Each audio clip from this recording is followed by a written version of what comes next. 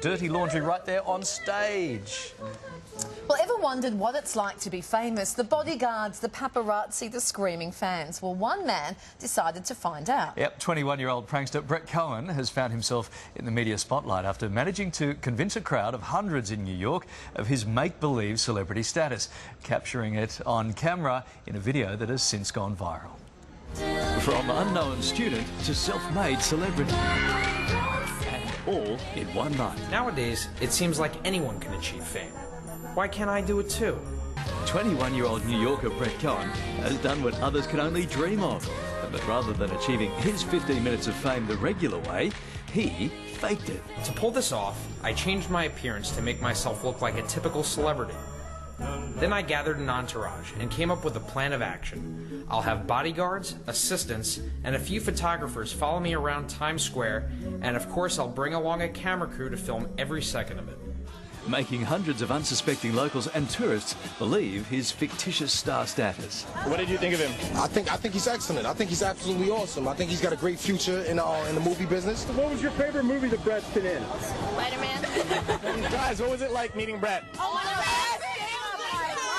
I love him. Oh, you were so good in Spider-Man. Brett joins us now live from New York. Hey, Brett, welcome to the program. Now, transforming yourself into good morning. Transforming yourself into a member of the A-list, actually, looking at that turned out to be pretty easy. What made you decide to get up and do this? Well, it was an idea I had with my friend Edward Sturm, and he's actually here with me. We had a phone conversation right in the beginning of the summer, and it was just an idea that came up.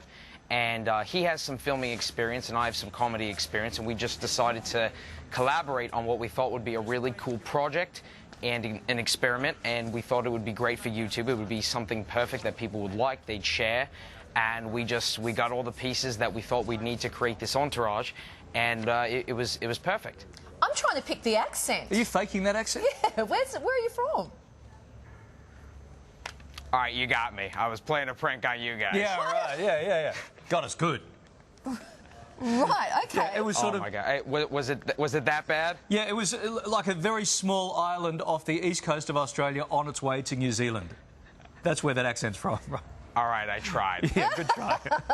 Okay, so you filmed all this, and then you put it on YouTube, and then... So what happened from there? How did it then become even bigger? Well, what first happened was that the video was blocked because the song that we play in the video is copyrighted, which I don't even think you guys were able to play it before. So we uploaded it at 1:30 a.m. on Wednesday morning, and then it was blocked, and then it was unblocked later that night. And then it was posted on a few different websites, and then it just totally took off from there. And then it really spread viral within probably 4 hours of it being posted, and it was crazy. And then the next day, I was getting offers to do all these shows, and the day after that, I was on Good Morning America here in the States. It was insane. So the attention of it was great. I'm just so happy that people were able to enjoy it and see it, and now that it's being seen all over the world, I mean, I can't ask for more. It was just so much fun to do. Were you surprised? Are you surprised at, firstly, now being on TV in Australia with Kylie Gillies? Like, that's a huge hit. Are you surprised at how successful this has been? Am I surprised at how successful it's been? A little bit. I know we worked really hard on this. I know that we had a really accurate entourage. You know, we had the pieces that are typically there, and I know we fooled a lot of people, but it was taking the stunt and the success from it and then putting it into a good video, packaging it together the right way that we thought it would get out there. I think we did that really well. I never thought it would get the attention it's getting. I knew people would like it. I knew we had a great video. I never thought the success would be as crazy as it is right now. And we're ready to take it from this to the next level and just, you know, do something else with this. So what was the actual intent? Was it just to have fun? Was it to show how gullible people can be? Are you a budding movie star and you want your face out there? I mean, what was the actual... Or was it to pick up girls? The intent? No, the only intention was to make a comedy video, and it's being taken in different ways because it was kind of a comedy video slash stunt slash social experiment, and a lot of the feedback I've gotten, you know, people say to me, are you making fun of the Kardashians? You know, famous for doing absolutely nothing. They're famous for being famous. I'm famous for not being famous. It's crazy. But the only thing that me and the Kardashians have in common is that it all started with a video. Yeah. Yeah. Yes, it's very true. Now, fame isn't completely unfamiliar territory to you because you have interviewed, we're talking Paris Hilton, even Kim Kardashian, Mandy Moore, because you've got a podcast series, right? So you kind of knew what it was like to be a star. Yes, I knew what it was like to talk to these people. When I was in high school, I did a podcast, and I got to interview a lot of really great people, some more interesting than others. And I think that was one of the things that really got me caught up in the celebrity culture and wanting to explore it a little bit more, because I've interviewed Paris Hilton 3 times, and they're 3 of some of the worst conversations I've ever had in my entire life. And it made me think, why is she famous?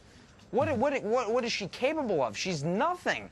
Nothing against her. I'm sure she's very nice, you know, in person, in her personal life. But the persona she has and the reason why she's famous, it's not worthy of the attention. It's not worthy of the respect, and she deserves no credibility. Nothing against her. But I mean, come on, it's crap.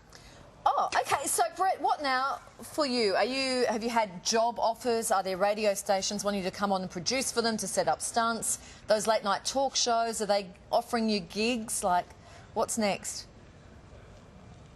I'm doing a lot of talk shows right now, and the only thing that's coming up next is that I'm actually speaking with a few production companies about getting my own show here in the States, which I would love to do. I'd love to do more stuff like this. You know, comedy that also has meaning behind it. That's where I think we can really get our hook. And obviously that's still really preliminary. It's only been a week and a half since the video was posted, but if that's what comes about from this, then very excited. And just to be able to talk to you guys is awesome. Well, mate, the next thing you've got to do to be even more famous is marry a Kardashian, and I'm sure that's something you can manage. Hey, thanks for talking to us this morning. It's a fun story. Thank you so much for having me on. Thanks, All Brett. right. Good to talk. So you liked him in Spider-Man. I preferred his earlier work in Batman. But yes, yes. And his first song didn't really get me, but his third song, that was awesome. Good stuff.